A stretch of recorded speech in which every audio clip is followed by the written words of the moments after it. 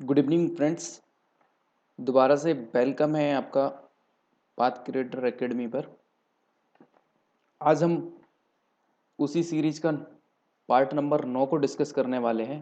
देखिए, यदि आपने पुलिस एग्ज़ाम की तैयारी की है तो इन साइंस के जो 30 प्रश्न हैं, इन प्रश्नों का उत्तर दें। ये जो प्रश्न हम डिस्कस करने वाले हैं इनका उत्तर दें और अपनी तैयारी को जांच लें कि किस लेवल की तैयारी है, इस बार क्लियर होगा कि नहीं होगा एग्ज़ाम। ठीक है। और यदि आप नए हैं इस चैनल पर तो प्लीज़ पाथ क्रिएटर एकेडमी को सब्सक्राइब कर लें, बेल आइकन को प्रेस कर दें ताकि रेगुलर अपडेट आपको मिलते रहें।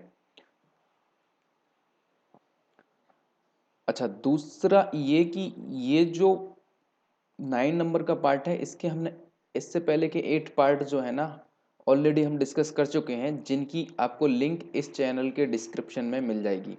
तो आप एक एक करके सभी पार्ट्स को देख लें और अपने लेवल को चेक कर लें कि हम कहाँ पर हैं, अभी हमको कितना पढ़ना है। और जो बिगनर हैं वो शुरू से देखें, वीडियो को पॉज करके पहले अपना आंसर दें, फिर बाद में आंसर चेक करें कि मेरा आंसर करेक्ट है कि नहीं। इस तरीके से अपनी तैयारी को जारी रखें। ये वीडियो उन लोगों के लिए भी इम्पोर्टेंट है जो पुलिस एग्जाम की तैयारी कर रहे हैं, साथ में सब इंस्पेक्टर की तैयारी कर रहे हैं और पुलिस की तैयारी कर रहे हैं, दोनों के लिए इक्वली इम्पोर्टेंट है। ठीक है। और जो लोग नए हैं इस चैनल पे प्लीज़ सब्सक्राइब कर लें चैनल को। आज थोड़ा साउंड में दिक्कत आ सकती है क्योंकि मौसम थोड़ा बहुत ज़्यादा ही बेकार चल रहा है, तो थोड़ा सा एडजस्ट करना आप लोग। नाउ देखते हैं फर्स्ट क्वेश्चन को।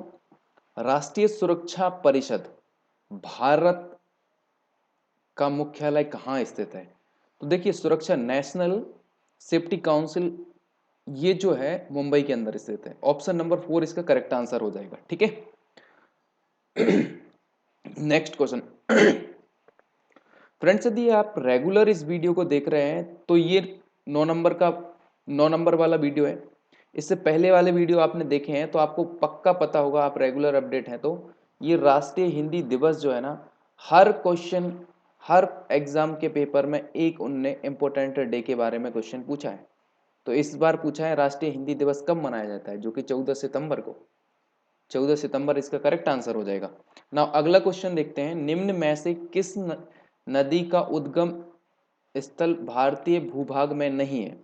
तो देखिए, कुछ नदी ऐसी हैं जो इंटरनेशनल लेवल की रिवर्स हैं, जो दूसरे देश में निकलती हैं और दूसरे देश में बहती हैं।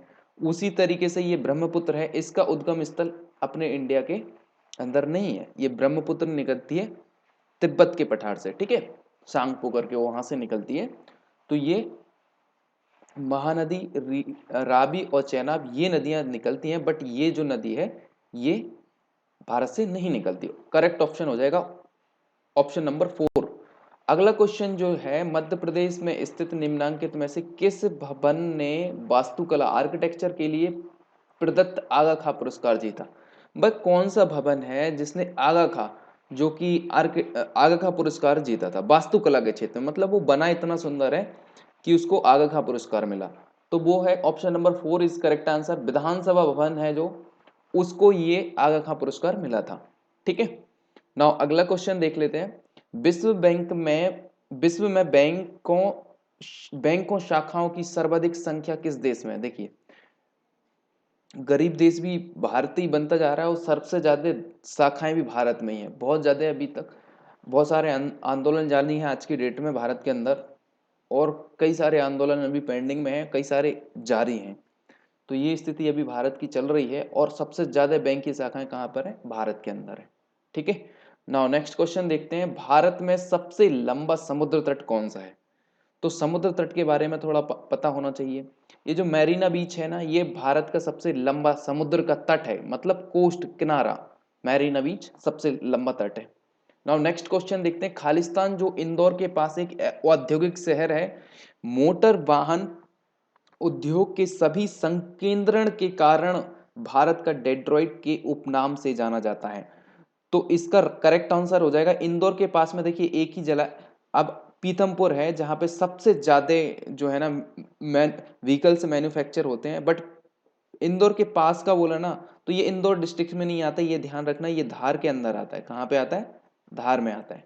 ठीक है, ये ध्यान रखना, ये धार के अंदर। कोई से क्वेश्चन यही पूछ लेंगे कि पीतमपुर कौन से डिस्ट्रिक्ट में आता है, तो ये धार में आता है, ध्यान रखना। Option number 2 is correct for this question.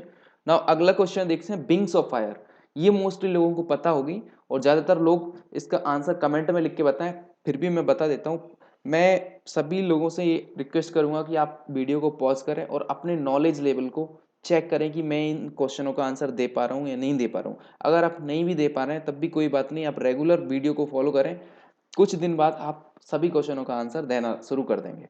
Now wings of fire आपको पता होगा, एपीजे अब्दुल कलाम की लिखी हुई एक ऑटोबायोग्राफी है, उन्हीं ने खुद लिखी थी इस बुक को। ऑप्शन नंबर 4 आंसर हो जाएगा इस क्वेश्चन का। अगला क्वेश्चन देख लेते हैं, सतना में पैदा हुए उस लेखक का नाम बताएं जिन्होंने मिस्टर इंडिया जैसी फिल्में लिखी हैं। तो देखिए एक एक्टर हैं जो सतना में पैदा हुआ, उनका जन्म बर्थ प्लेस जो है ना वो सतना के अंदर हुआ, जो बॉलीवुड में भी बहुत अच्छे काम और एक्टिंग के लिए जाने जाते हैं, और उन्होंने जो मिस्टर इंडिया है उसकी फिल्म लिखी भी है, कुछ राइटर भी हैं। तो Sharat Saxena, option number 3 is the correct answer for this question. अगला क्वेश्चन देख लेते हैं, बैजनाथ मिश्रा जिसे बैजू बावरा, जो कि बहुत अच्छे मित्र कहे जाते थे अपने तानसेन जी के, एक खालिस्तान संगीतकार थे। कैसे संगीतकार थे, किस चीज के संगीतकार थे? तो Dhrupad, option number 3 is correct for this question. Dhrupad के वो संगीतकार थे। अगला क्वेश्चन देखिए, भारत के सुप्रीम कोर्ट ने निम्न उत्सर्जक मानक श्रेणियों में से किसके अंतर्गत आने वाले वाहनों पर प्रतिबंध लगा दिया? तो BS3, भारत स्टेज 3 के नाम पर हमने प्रतिबंध लगा दिया। BS3 पे भारत सुप्रीम कोर्ट ने प्रतिबंध लगा दिया, भारत स्टेट 3 पर प्रतिबंध लगा दिया। ठीक है, नाउ क्वेश्चन अगला देखते हैं, किसके लंदन ने किसने लंदन में होम रूल सोसाइटी की स्थापना की? कौन सा इंसान है इन जो 4 दिए गए हैं इनमें से, फ्रीडम फाइटर में से, जिन्होंने इंडियन होम रूल सोसाइटी की स्थापना लंदन में जाके की? Shyamji Krishna Varma is a correct answer for this question. Shyamji Krishna Varma ji हैं, इनने लंदन में जाके इंडियन होम रूल सोसाइटी की स्थापना की थी। करेक्ट आंसर हो जाएगा पहला, ऑप्शन नंबर फर्स्ट।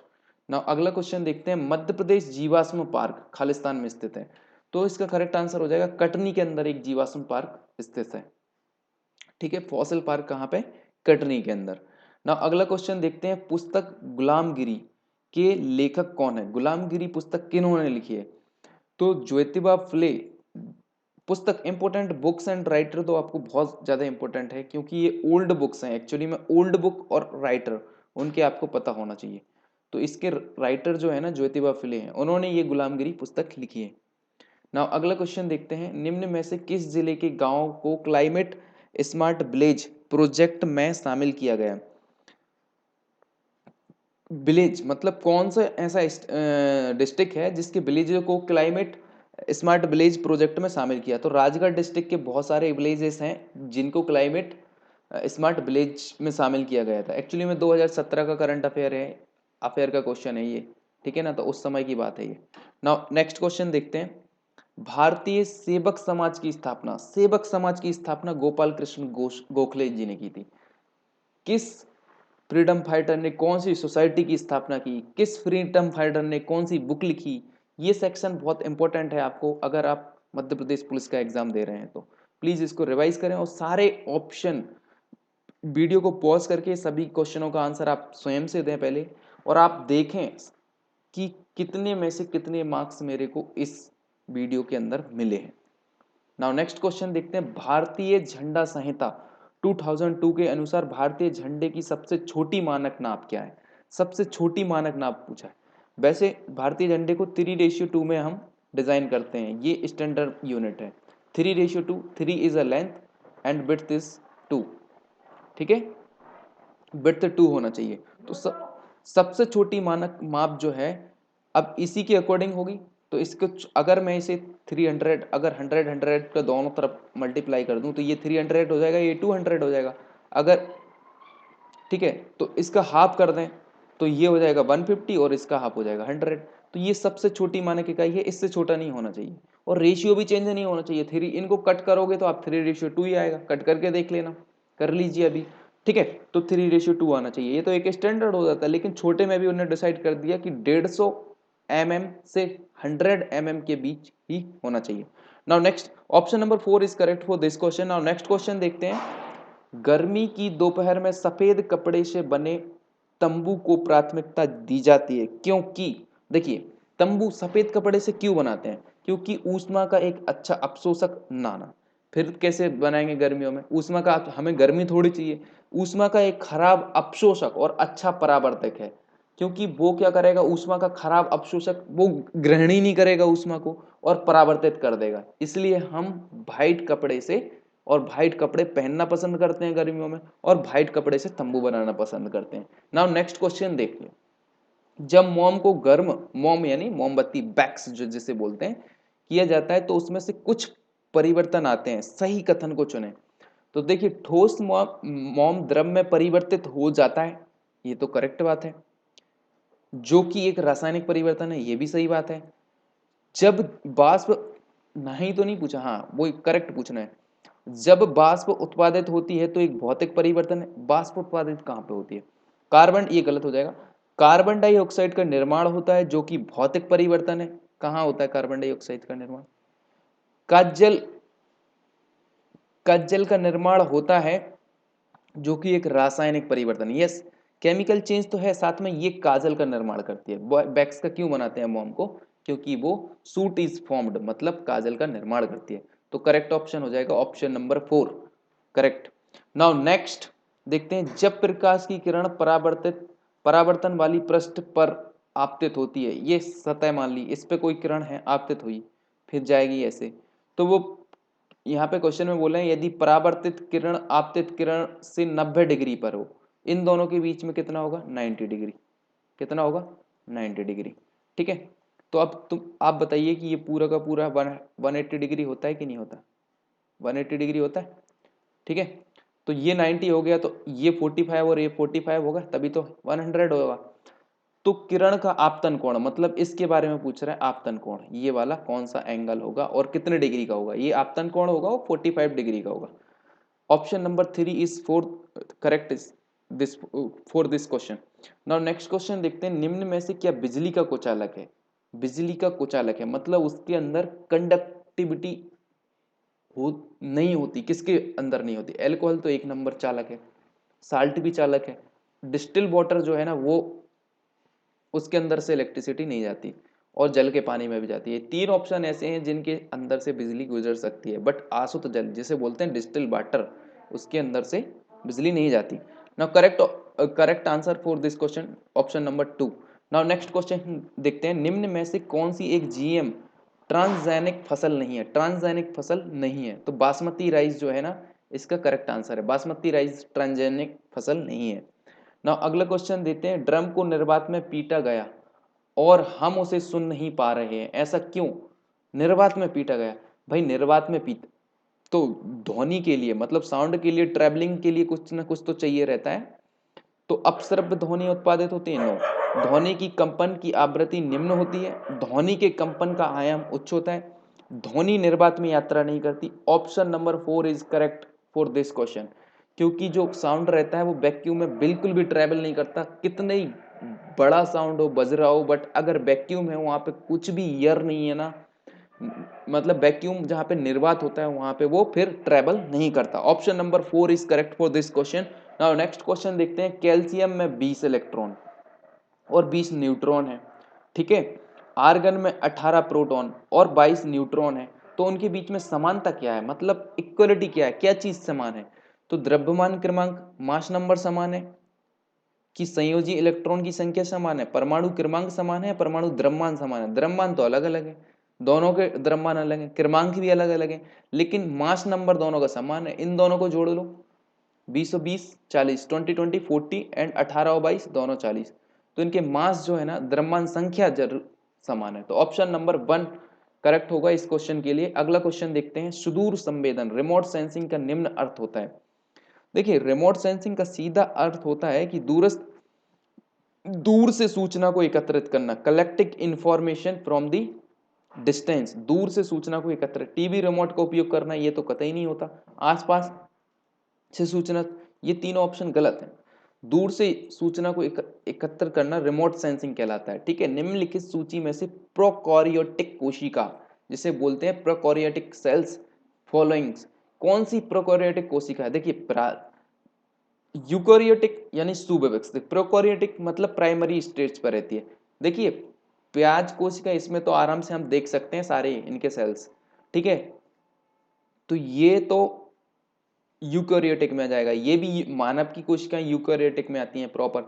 और कोशिका ब्रांडी की फफूंदी ये भी यूकोरियोटिक में आती है। बस प्रोकोरियोटिक में नीली हरी शैवाल जो रहती है उसे हम यूकोरियोटिक में, सुविकसित नहीं रहती है, प्राइमरी स्टेज पर रहती है, इसलिए इसे नीली हरी शैवाल की कोशिका बोलते हैं। ऑप्शन नंबर 1 करेक्ट हो जाएगा इस क्वेश्चन के लिए। नाउ अगला क्वेश्चन देखते हैं, निम्न में से किस कोशिकांग से राइबोसोम जुड़ा होता है। कोशिकांग वो होते हैं जो कोशिका के अंदर उपस्थित अंग होते हैं। ये न्यूक्लियस रहता है, इसके अंदर बहुत सारे माइटोकॉन्ड्रिया, लाइसोसोम, विभिन्न प्रकार के इसके अंदर कोशिका द्रव भरा रहता है, विभिन्न प्रकार के जो चीजें रहती हैं उन्हें बोलते हैं कोशिकांग। तो ये किस कोशिकांग से राइबोसोम जुड़ा रहता है, तो राइबोसोम जो रहता है अंतर्द्रव्य जलिका, इसी के अंदर रहती है अंतर्द्रव्य जलिका, ठीक है। तो उसके अंदर उपस्थित, उससे जुड़ा हुआ रहता है राइबोसोम, ठीक है, राइबोसोम। नाउ नेक्स्ट क्वेश्चन देखते हैं, अस्थि और उपस्थि निम्न है। अस्थि मतलब बोन्स, और उससे मतलब पतली वाली अस्थि या फिर कमजोर अस्थि या चिकनी वाली अस्थि उसे कार्टिलेज बोलते हैं।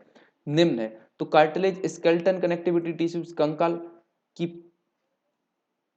स्केलेटन कनेक्टिव टिश्यू है, बिल्कुल ये इस कैटेगरी में आएंगे। स्केलेटन कनेक्टिव है तो दोनों कनेक्टिव टिश्यू स्केलेटन के कनेक्टिव टिश्यू है, पेशी ऊतक नहीं है, तरल ऊतक नहीं है, ये उचित संयोजी ऊतक कनेक्टिव प्रॉपर टिश्यूज भी नहीं है, ठीक है। तो ऑप्शन नंबर 1 करेक्ट हो जाएगा इस क्वेश्चन के लिए। नाउ अगला क्वेश्चन देखते हैं, श्वसन के दौरान गैसों का आदान प्रदान निम्न में होता है। जब हम श्वसन करते हैं तो गैसियस एक्सचेंज किसके माध्यम से होता है, लंग्स, फेफड़ों और वायु कोशिकाओं के, श्वास नली और काकल, लारिक्स, ये तो बिल्कुल गलत है। वायु कोशिका एवं कंठ के माध्यम से, कंठ और फेफड़ों के माध्यम से। देखो फेफड़ों और वायु जो छोटी छोटी नलियां रहती हैं उन्हें बोलते हैं एल्वोइली या फिर वायु कोशिका, इनके माध्यम से प्लस फेफड़ों के माध्यम से, इन दोनों के माध्यम से गैसियस एक्सचेंज होता है। क्या होता है, लंग्स और एल्वोइली के माध्यम से हमारा गैसियस एक्सचेंज होता है। Option number 1 is correct for this question. Now अगला क्वेश्चन देखते हैं, समान कोशिकाओं के समूह जिनके समान, समान मतलब एक से, similar, the group of similar cells that work together to perform special function is called the tissues. Tissues है ऑप्शन में, यस, ऑप्शन नंबर 3 करेक्ट हो जाएगा। एक ही काम करते हैं, देखिए टिश्यूज अलग अलग जरूर रहते हैं बट जो एक काम करते हैं उन्हें बोलते हैं हम टिश्यूज। एक प्रकार की सेल्स रहती हैं जो एक ही काम कर रही हैं, या भोजन को लाने ले जाने का काम कर रही हैं, या फिर जो डैमेज पार्ट हो गया उसको रिपेयर करने का काम कर रही हैं, तो उन्हें बोलते हैं हम टिश्यूज, ठीक है। ऑप्शन नंबर 3 करेक्ट हो जाएगा इस क्वेश्चन के लिए। नाउ अगला क्वेश्चन देखते हैं, डेयरी पशुओं की खाद्य आवश्यकताएं क्या है। जो डेयरी के पशु रहते हैं उन्हें सबसे ज्यादा क्या चाहिए, देखिए डेयरी के पशु इसलिए रखा है क्योंकि दूध ज्यादा आना चाहिए। तो योजक युक्त पोषक मतलब न्यूट्रिशन फीड विथ एडिटिव्स नहीं, अकेला ये, इससे दूध अकेला ज्यादा नहीं निकलेगा। हरी ताजी घास, ओनली ताजी घास से नहीं निकल सकता है, इससे पतला भी दूध निकलता है, बट ये टेस्ट में उन्हें अच्छी लगती है। सूखी घास, चने और अन्न मोटा, सूखी घास तो दोगे लेकिन हरी नहीं दोगे, चने और मोटा अनाज नहीं, नहीं ये नहीं। खाद्य में मोटा चारा होना चाहिए एवं सांद्रता संतुलित मात्रा में होना चाहिए। मतलब देखो मोटा चारा तो होना चाहिए, साथ में संतुलित भी होना चाहिए ताकि दूध है ना अच्छा निकले। अगर आप पतली पतली चीजें खिलाएंगे तो वो पतला ही दूध निकलेगा, ठीक है। इस तरीके से ऑप्शन नंबर 4 आपका करेक्ट आंसर हो जाएगा इस क्वेश्चन के लिए। बीजों के अंकुरण के लिए निम्न में से कौन सी एक परिस्थिति आवश्यक नहीं है। अगर बीज उग रहे हैं तो कौन सी चीज है जो आवश्यक नहीं है, धूप बहुत ज्यादा जरूरी है, धूप नहीं होगी तो उगी नहीं। वायु बहुत ज्यादा जरूरी है, अगर वायु नहीं होगी तब भी नहीं उगेगा। नमी, नमी नहीं मिलेगी तो बिना पानी के तो हो ही नहीं सकता। ये 3 ऑप्शन बहुत ज्यादा मैंडेटरी हैं कोई भी बीज को उगने के लिए। बट ये फर्टिलाइजर मतलब उर्वरक, जरूरी नहीं है कि आप उर्वरक डालो, बिना उर्वरक के भी उग सकता है। तो option number first correct answer हो जाएगा इस क्वेश्चन के लिए। नाउ अगला क्वेश्चन देखते हैं। अच्छा, इसी के साथ हमारी ये सीरीज भी फिनिश हुई, यहाँ पे हमारा ये पार्ट भी खत्म हो जाता है। फ्रेंड्स अगर आप नए हैं तो पाथ क्रिएटर एकेडमी को जरूर सब्सक्राइब कर लें। आपको रेगुलर अपडेट लेने के लिए बेल आइकन को प्रेस कर दें। और आप चाहते हैं कि इसी प्रकार के और भी वीडियो, जैसे कि एसआई के ऊपर, सब इंस्पेक्टर के ऊपर भी वीडियो का काम चल रहा है, वो भी जल्दी आएंगे। अभी जीके का काम चल रहा है, फिर इसके बाद रीजनिंग आएगा, रीजनिंग के साथ साथ मैथ्स भी आएंगे। तो जैसे ही एमपी पुलिस कवर होता है फिर हम एसआई पे स्विच करेंगे। एसआई के लिए स्पेशल बैच आएगा अपना हिंदी का, जिसमें हम टॉपिक वाइज भी डिस्कशन करेंगे, साथ में हमारा एमसीक्यू सेशन भी चलेगा। ठीक है, तो इसी तरीके का विभिन्न प्रकार के एग्जाम की अपडेट लेने के लिए आप इस चैनल को जरूर सब्सक्राइब कर लें और बेल आइकन को प्रेस कर लें ताकि आपको अपडेट मिलती रहे। Thank you.